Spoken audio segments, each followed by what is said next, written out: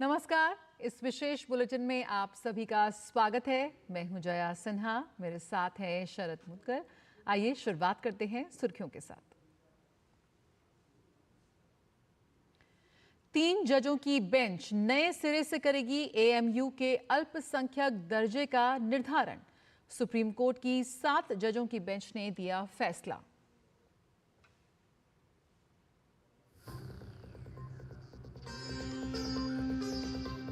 महाराष्ट्र के नासिक और धुले में प्रधानमंत्री नरेंद्र मोदी ने जनता से भाजपा गठबंधन को वोट देने की अपील की। अमित शाह ने महाराष्ट्र तो राहुल गांधी ने की झारखंड में रैली।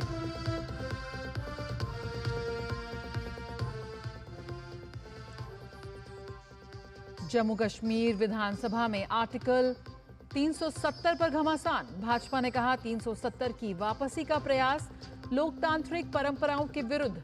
जम्मू कश्मीर विधानसभा के बाहर भाजपा महिला मोर्चा ने किया विरोध प्रदर्शन।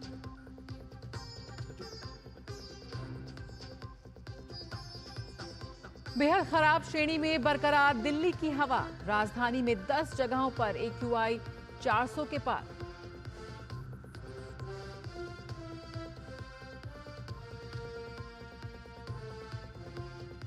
भारत और दक्षिण अफ्रीका के बीच 4 मैचों की T20 सीरीज आज से डर्बन में भारतीय समय अनुसार रात 8 बजे शुरू होगा मुकाबला।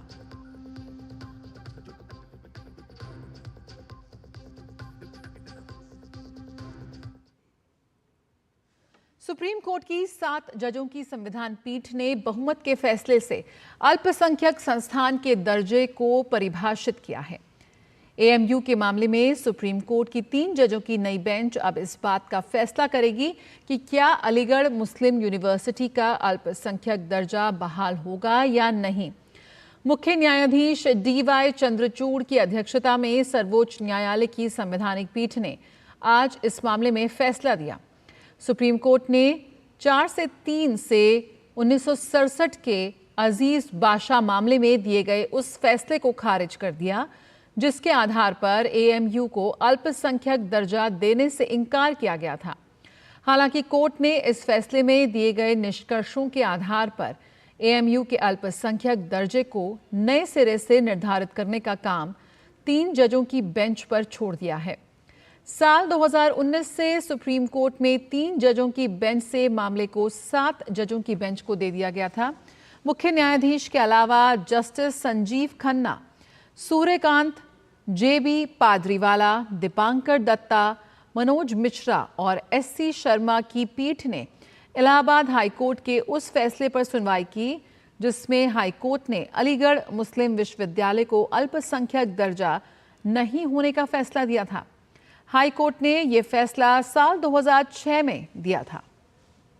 67 का जो सुप्रीम कोर्ट का डिसीजन था अजीज बाशा में, जिसमें एएमयू को नॉन माइनॉरिटी इंस्टीट्यूशन करार गया था, वो जजमेंट गलत है और उसे एक्सप्रेसली बाय मेजॉरिटी ऑफ 4 जजेस टुडे वो ओवर रूल कर दिया गया है। और इंस्टीट्यूशन को माइनॉरिटी इंस्टीट्यूशन होने के लिए हमारे आर्टिकल 30, हमारे संविधान के आर्टिकल 30 के अंदर क्या टेस्ट है वो टेस्ट भी लेट डाउन कर दिया गया है। और क्या एएमयू एक्चुअली माइनॉरिटी इंस्टीट्यूशन है उसके लिए एक छोटी जजेस की खंडपीठ अब ये इशू डिसाइड करेगी। अलीगढ़ मुस्लिम यूनिवर्सिटी की कुलपति नईमा खातून ने सुप्रीम कोर्ट के फैसले पर टिप्पणी की है। उन्होंने कहा कि हम कोर्ट के फैसले का सम्मान करते हैं और अगली कार्रवाई के लिए अपनी कानूनी विशेषज्ञों से चर्चा करेंगे। We honor the judgment, that's all. We will wait and we will discuss with our expert for the next course of action. With our legal experts, we will discuss and we'll wait for the next course of action and we will have discussion with our legal experts. We have a team of legal experts. प्रधानमंत्री नरेंद्र मोदी ने महाराष्ट्र विधानसभा चुनाव में प्रचार अभियान की शुरुआत की है। धुले और नासिक में उन्होंने जनसभा को संबोधित किया। उन्होंने महाविकास आघाड़ी पर तंज कसा। प्रधानमंत्री ने कहा कि महाविकास आघाड़ी की गाड़ी में ड्राइवर सीट के लिए ही झगड़ा है।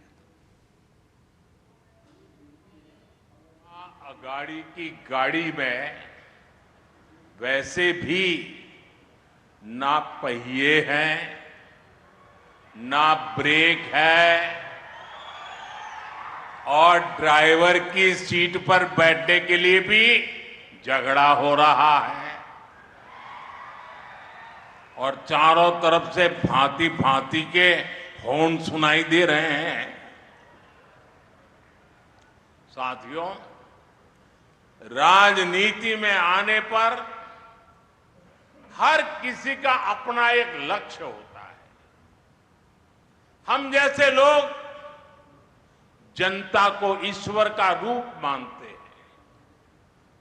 जनता की सेवा के लिए राजनीति में आए हैं।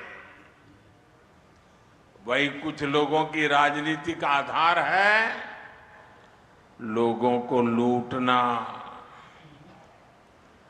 जब लोगों को लूटने की नीयत वाले महाअघाड़ी जैसे लोग सरकार में आ जाते हैं तो वो विकास ठप कर देते हैं, हर योजना में भ्रष्टाचार करते हैं।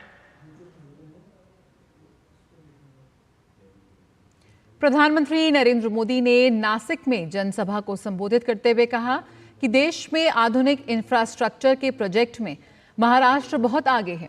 साथ ही प्रधानमंत्री ने महाराष्ट्र में जनता के बीच अपनी सरकार के काम भी गिनाए।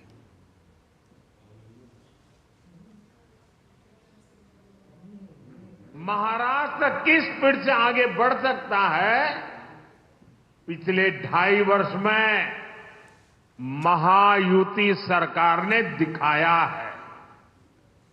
आज देश में आधुनिक इंफ्रास्ट्रक्चर के प्रोजेक्ट्स में महाराष्ट्र बहुत आगे है। यहां हाईवे और एक्सप्रेसवे बन रहे हैं। आधुनिक टेक्नोलॉजी से जुड़े क्षेत्रों में महाराष्ट्र में निवेश हो रहा है।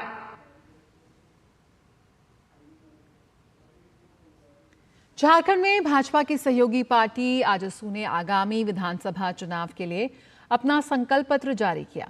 इस मौके पर आजसू प्रमुख सुदेश महतो ने कहा कि अब की सरकार रोजगार देने वाली सरकार होगी।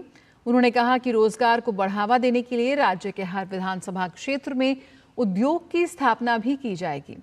संकल्प पत्र में बीपीएल परिवारों को 200 यूनिट मुफ्त बिजली देने की बात कही गई है। युवा सरकार सबको रोजगार, ये हमारा प्राथमिकता होगा और हम उसी प्राथमिकता पर हम संकल्प के साथ जनता के जनादेश के साथ काम करेंगे। हमने तय किया है कि राज्य में रोजगार के 2 तरह के अवसर तैयार करना है नौजवानों के लिए, पढ़े लिखे नौजवानों के लिए। क्योंकि हमारे पास क्रिएटेड पोस्ट गवर्नमेंट के जो खाली है उन्हें त्वरित रूप से भरा जाएगा। एक संकल्पित रूप से और समयबद्ध रूप से उनको भरने का काम होगा। केंद्रीय गृह मंत्री और भाजपा के वरिष्ठ नेता अमित शाह ने भी महाराष्ट्र में चुनावी रैलियां की। उन्होंने शिराला महाअघाड़ी पर तुष्टीकरण की आरोप लगाए। उन्होंने कहा कि अगर महाअघाड़ी सत्ता में आती है तो वो किसानों की जमीन वक्फ बोर्ड को दे देगी। मैं पवार साहब को पूछने आया, उद्धव जी को पूछना चाहता हूं, मुझे बताइए वक्फ बोर्ड का आप समर्थन करोगे या विरोध करोगे? वो जवाब नहीं देंगे। मैं आपको बता देता हूं, वो वक्फ बोर्ड का विरोध करेंगे सिराला वालों। और अघाड़ी की सरकार गलती से भी आ गई तो किसानों की भूमि वक्फ बोर्ड के नाम पर करने का भी काम करेगी, वक्फ बोर्ड के नाम पर। मगर आप चिंता मत करो, केंद्र में आप लोगों ने नरेंद्र मोदी सरकार बनाई है, नरेंद्र मोदी सरकार। चुनावी संग्राम की उठापटक झारखंड में भी दिखी। कांग्रेस नेता और लोकसभा में नेता प्रतिपक्ष राहुल गांधी राज्य में चुनावी प्रचार का उन्होंने आगाज किया। उन्होंने सिमडेगा, लोहरदगा में रैलियां की और उन्होंने कहा कि इंडी गठबंधन अपनी 7 गारंटियों को जरूर पूरा करेगी। वहीं आदिवासियों के सम्मान की रक्षा करने का भी उन्होंने भरोसा दिलाया। नया शब्द निकाला है, विकास। विकास का मतलब जहां भी आदिवासियों की जमीनें उठा के ले जाओ, यह है इनका विकास। और अगर आपने अपनी जमीन दी तो आपको उस जमीन का सही दाम मिले। हम चाहते हैं कि आदिवासियों को शिक्षा मिले, उनके बच्चे, आपके बच्चे इंजीनियर बने, डॉक्टर बने, लॉयर बने।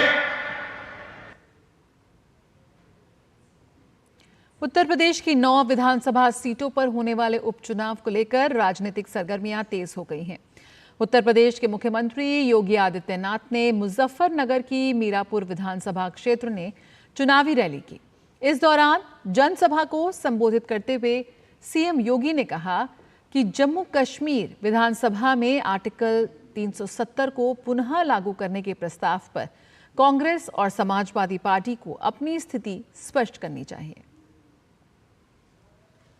कश्मीर विधानसभा के अंदर उस प्रस्ताव को देखा होगा जिसमें उन्होंने कहा है कि हम कश्मीर के अंदर धारा 370 को फिर से बहाल करेंगे। यानी आतंकवाद की जड़ जो धारा 370 है, जिसे 5 अगस्त 2019 को प्रधानमंत्री मोदी जी ने हमेशा के लिए समाप्त कर दिया है।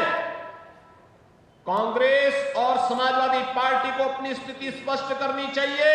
ये फिलिस्तीन के नाम पर आंसू बहाने वाले लोग, पाकिस्तान के नाम पर आंसू बहाने वाले लोग जम्मू कश्मीर के मुद्दे पर मौन क्यों बने बैठे हैं?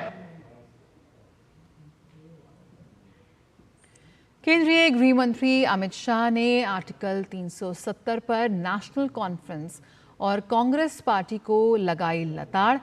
उन्होंने कहा कि नेशनल कॉन्फ्रेंस और कांग्रेस पार्टी ने जम्मू कश्मीर विधानसभा में आर्टिकल 370 को वापस लाने के लिए प्रस्ताव पारित किया कि कश्मीर भारत का अभिन्न अंग नहीं है। हम देश हित में किए गए फैसलों पर नेशनल कॉन्फ्रेंस और कांग्रेस पार्टी के मंसूबों को पूरा नहीं होने देंगे।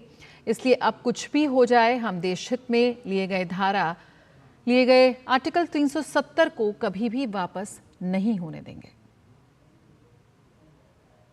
कांग्रेस, एनसीपी, नकली शिवसेना, शरद पवार की एनसीपी, ये कहते हैं कश्मीर में धारा 370 नहीं है।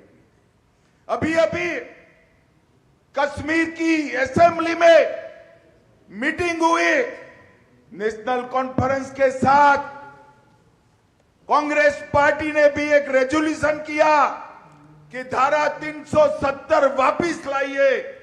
ये कश्मीर जो है भारत का अभिन्न अंग नहीं है। मैं आज संभाजी महाराज की भूमि पर कहकर जाता हूं, मेरी बात मानिएगा शरद पवार साहब, आपकी 4 पुश्ते भी आएगी, धारा 370 हम वापिस नहीं आने। जम्मू कश्मीर के बीजेपी महिला मोर्चा ने जम्मू के भाजपा मुख्यालय में आर्टिकल 370 के खिलाफ राज्य विधानसभा में किए गए प्रस्ताव के खिलाफ आज विरोध प्रदर्शन किया। उन्होंने जम्मू कश्मीर के मुख्यमंत्री उमर अब्दुल्ला के खिलाफ नारेबाजी कर उनके पोस्टर जलाए।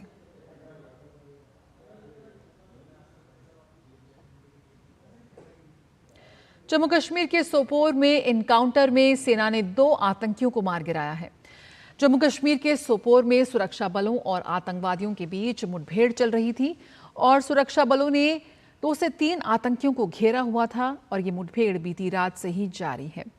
सेना और जम्मू कश्मीर पुलिस ने पूरे इलाके को घेर रखा है और पूरी निगरानी की जा रही है। कश्मीर जोन पुलिस ने ट्वीट किया कि सोपोर मुठभेड़ में 2 आतंकवादियों को मार गिराया गया है। उनकी पहचान और संबंधिता का पता लगाया जा रहा है।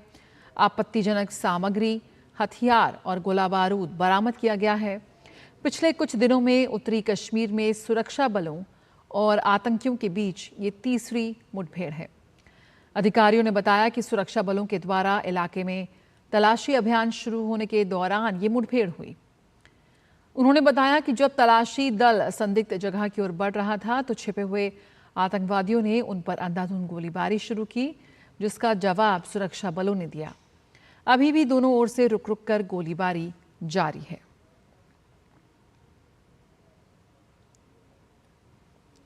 जम्मू कश्मीर पुलिस ने 3 नवंबर को श्रीनगर के रविवार बाजार में हुए ग्रेनेड हमले के मामले में 3 आतंकवादियों को हिरासत में लिया है। ग्रेनेड हमले में 12 नागरिक घायल हुए थे। आईजीपी कश्मीर विधि कुमार बिर्दी ने बताया कि पकड़े गए तीनों आतंकी श्रीनगर के इखराजपुरा के रहने वाले हैं। तीनों आरोपियों पर यूएपीए के तहत मामला दर्ज किया गया है और सख्त से सख्त सजा दी जाएगी।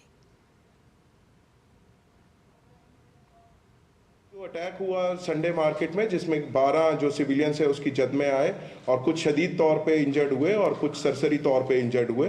तो इस केस को जो है श्रीनगर पुलिस ने काफ़ी कम समय पे और बहुत मेहनत करके शवाहिद इकट्ठे करे और अपनी टीम्स को टास्क असाइन करा, जिसके बाद जो इस शर्मनाक घटना को अंजाम देने वाले जो टेररिस्ट हैं और उनके एसोसिएट्स हैं, उनको इन्होंने धर पकड़ा है।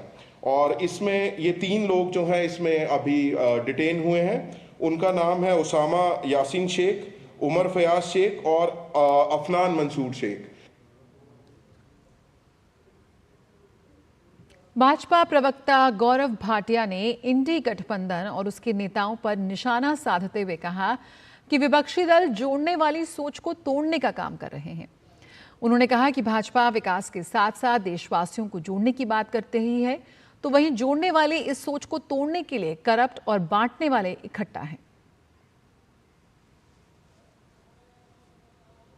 हम बात कर रहे हैं किस तरह से जो आम आदमी है उसका सशक्तिकरण हो, मुख्य धारा से जुड़े, और दूसरी तरफ इस जोड़ने वाली सोच को तोड़ने के लिए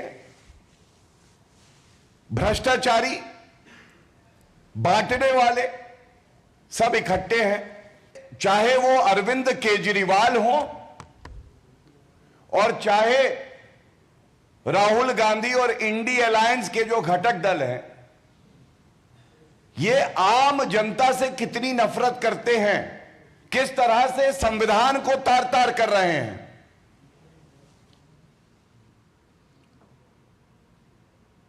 हिमाचल प्रदेश की सुखविंदर सिंह सुक्खू सरकार एक के बाद एक विवादों से घिरती जा रही है। नया विवाद सीएम सुक्खू के नाश्ते के लिए मंगाए गए समोसों को सीएम के सुरक्षा कर्मियों द्वारा खाए जाने से पैदा हो गया है। मामला 21 अक्टूबर का है और मामले पर सीआईडी की जांच शुरू हो गई है। हालांकि इस पूरे प्रकरण पर अब विवाद खड़ा होने के बाद मुख्यमंत्री सुखविंदर सिंह सुक्खू कुछ भी कहने से बच रहे हैं और सीआईडी भी इस पूरे मामले को आंतरिक मामला बताकर मीडिया से इसे तूल ना देने की गुजारिश कर रही है। राजनीति हो रही है सर, कुछ कहेंगे क्या? क्या जरूरत थी हिमाचल में इस तरीके की राजनीति पे? नहीं, ऐसी कोई बात नहीं, मेरे को नहीं लगा कहीं, पर आपने धन्यवाद। बस सीआईडी इन्वॉल्व हो गई मतलब? नहीं, वो मिसबिहेविंग पर इन्वॉल्व हुई। खबर आप मुझसे की चला रहे, ऑफिसर्स ने मेरे ख्याल वही करेंगे।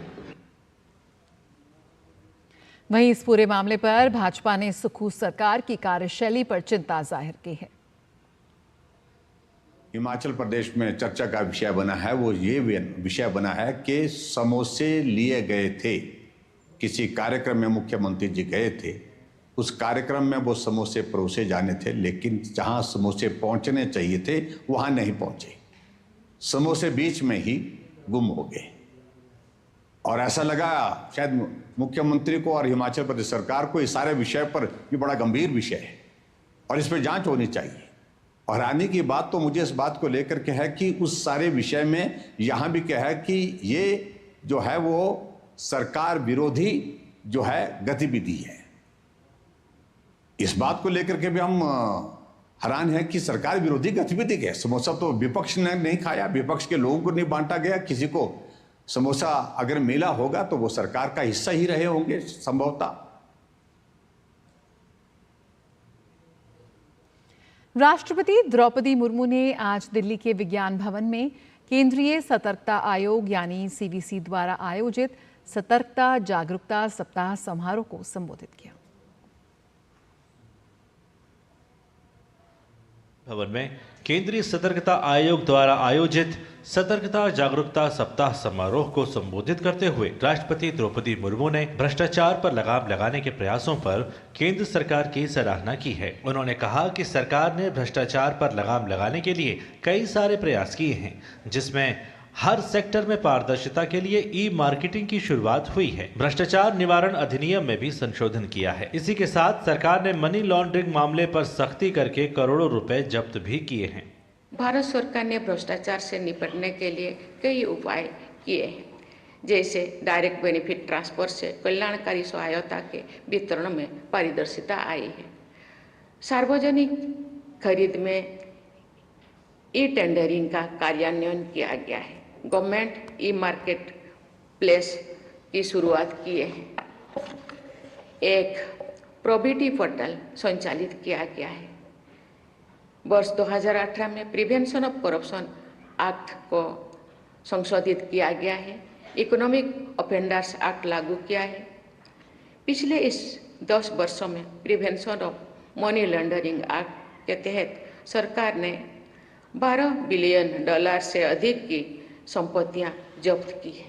राष्ट्रपति द्रौपदी मुर्मू ने सरकार द्वारा भ्रष्टाचार पर जीरो टॉलरेंस की नीति अपनाने पर भी खुशी जताई है। उन्होंने कहा कि देश में भ्रष्टाचार पर लगाम लगाना भी स्वच्छता अभियान का ही हिस्सा है।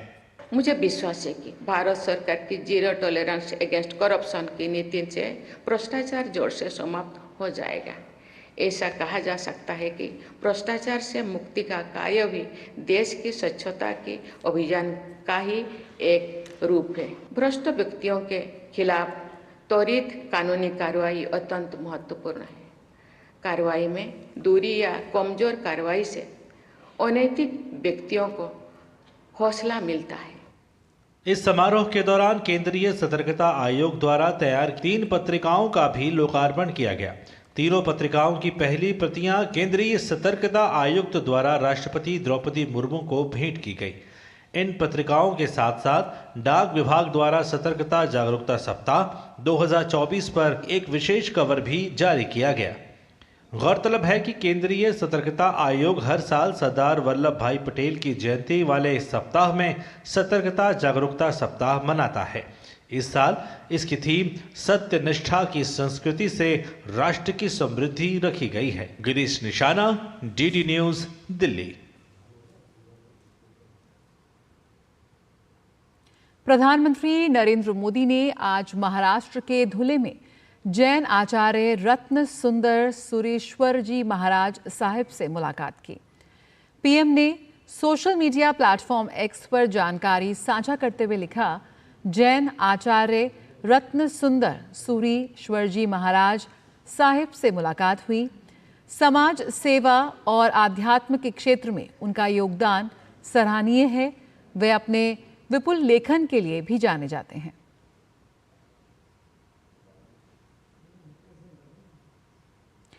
क्या पराली का धुआं वाकई में हरियाणा के गांवों से आ रहा है या फिर वहां के किसान पराली का प्रबंधन कर रहे हैं?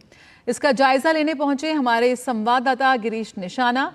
डीडी न्यूज की टीम जब वहां पहुंची तो पता चला कि वर्ष 2019 से CII फाउंडेशन रोहतक जिले के 6 गांवों में सक्रिय रूप से पराली प्रबंधन का काम कर रही है। पहले यहां के गांव रेड जोन में आते थे, लेकिन वर्ष 2022 के बाद से ये गांव ग्रीन जोन में आ गए हैं। इन्हीं में से एक गांव धामड़ का जायजा लिया संवाददाता गिरीश निशाना ने। स्वच्छ वायु दीर्घायु, पराली ना जलाओ, वातावरण को स्वच्छ बनाओ, ये नारा दिया है CII फाउंडेशन ने। और हम मौजूद हैं रोहतक जिले के एक गांव में, धामड़ में।